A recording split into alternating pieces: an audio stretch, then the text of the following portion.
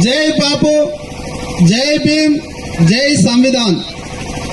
ఇవాళ దూల్మిట మండలం లింగాపూర్ గ్రామంలో ఏఐసిసి పెద్దలు మల్లికార్జున ఖార్గే గారు మరియు భారత ప్రధాని రాహుల్ గాంధీ గారి పిలుపు మేరకు రాష్ట్ర కమిటీ పిసిసి అధ్యక్షులు మహేష్ కుమార్ గౌడ్ గారు, అలాగే ముఖ్యమంత్రి రేవంత్ రెడ్డి గారి ఆలోచన విధానం తీసుకొని ఇవాళ ప్రతి గ్రామంలో, రాష్ట్రంలో ఉన్నటువంటి అన్ని జిల్లాలలో, మండలాలలో, ప్రతి గ్రామంలో, మున్సిపాలిటీలో పాదయాత్ర కార్యక్రమాన్ని తీసుకోవడం జరిగింది. ఈ పాదయాత్ర ఎందుకమ్మా అంటే, కాంగ్రెస్ పార్టీ అధికారంలోకి వచ్చిన తర్వాత, గతంలో అధికారంలో ఉన్నప్పుడు, ఇప్పుడు అధికారంలోకి వచ్చిన తర్వాత ఏం చేసింది?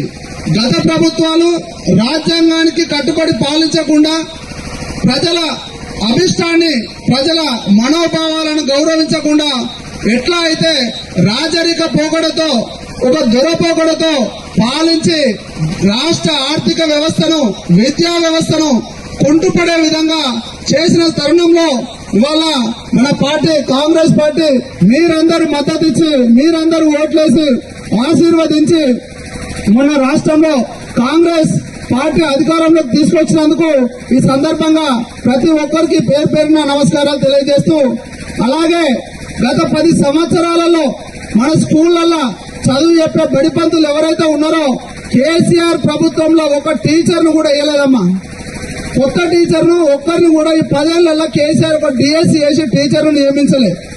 అదే మన కాంగ్రెస్ ప్రభుత్వం ఏడాది కాలేదమ్మా వచ్చి, ఏడాది నడతం లోపల, అంటే డిఎస్సీ వేసి ఏడాది లోపలనే 11,000 మంది టీచర్లతో మెగా డిఎస్సీ వేసి ఇవాళ ప్రతి పేద బిడ్డ చదువుకోవాలని చెప్పేసి డబ్బులున్నోళ్ళే ప్రైవేట్ స్కూళ్ళలో చదివిపిస్తే మరి డబ్బు లేని వాళ్ళు మళ్ళలాంటి లింగాపూర్, జాలపల్లి గ్రామాల పరిస్థితి ఏంటి? మన బిడ్డలు చదువుకోకపోతే గతంలో ఉన్నట్టు మళ్ళా జీతాలు ఉండే పరిస్థితి వస్తుంది, లేకపోతే వ్యవసాయ కూలీలకు పోవాల్సిన పరిస్థితి ఉంటుంది. తద్వారా కుటుంబాలు ఆర్థికంగా, సామాజికంగా చితికిపోతాయని భావించిన రేవంత్ రెడ్డి గారు 11,000 మందితో మెగా డిఎస్సీ వేసి ఇవాళ ప్రతి స్కూల్లో, ప్రతి తండాల టీచర్ ఉండే విధంగా మన ప్రియతమ ముఖ్యమంత్రి గారు నిర్ణయం తీసుకోవడం జరిగింది. అలాగే ఇవాళ అందరం కరువు పని చేస్తా ఉన్నాం.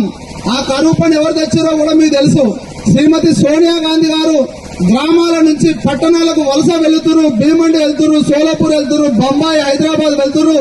వాళ్ళందరూ చాలని జీవితాలతో ఆకలి చావులు చేస్తున్నారు అని చెప్పేసి భావించినటువంటి మన తల్లి సోనియా గాంధీ గారు ఉపాధి హామీ చట్టాన్ని స్వర్గీయ మన్మోహన్ సింగ్ గారు ప్రధానమంత్రిగా ఉన్న సమయంలో ఉపాధి హామీ చట్టం తీసుకొచ్చి ఇవాళ మనము 6 గంటలకు పోయి 9 నుంచి 10 గంటల వరకు ఇంటికి వస్తున్నామమ్మా.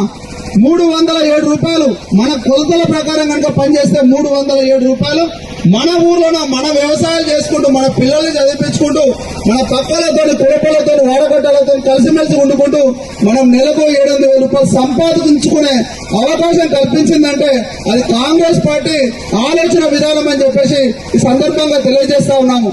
కాబట్టి మొన్న ఎన్నికల్లో ఇచ్చిన మాట ప్రకారం ప్రతి కుటుంబానికి 200 యూనిట్ల ఉచిత కరెంటు కావచ్చు, అలాగే ఉచిత ఆర్టీసీ ప్రయాణం కావచ్చు.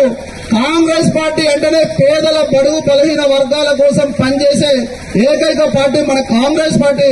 కాబట్టి మీరందరూ కూడా ఆలోచించండి, మీ పిల్లలు కూడా వాళ్ళతో మాట్లాడండి. ఏ పార్టీ మన కోసం పనిచేస్తుంది, ఏ ప్రభుత్వాలు మన సంక్షేమాన్ని పట్టించుకుంటున్నాయని చెప్పేసి చర్చించాలని చెప్పేసి ఈ సందర్భంగా తెలియజేస్తూ, రానున్న రోజుల్లో వచ్చేటువంటి పంచాయతీ ఎలక్షన్స్ కావచ్చు, ఎంపీటీసీ, జెడ్పీటీసీ ఎలక్షన్స్ కావచ్చు, కాంగ్రెస్ పార్టీ బలపరిచిన అభ్యర్థులకు మద్దతు ఇచ్చి మన గ్రామాలను మరింత అభివృద్ధి చేసుకుందామని చెప్పేసి ఈ సందర్భంగా ప్రతి ఒక్కరికి పేరు పేరున నమస్కారాలు తెలియజేస్తూ ముగిస్తా ఉన్నాము.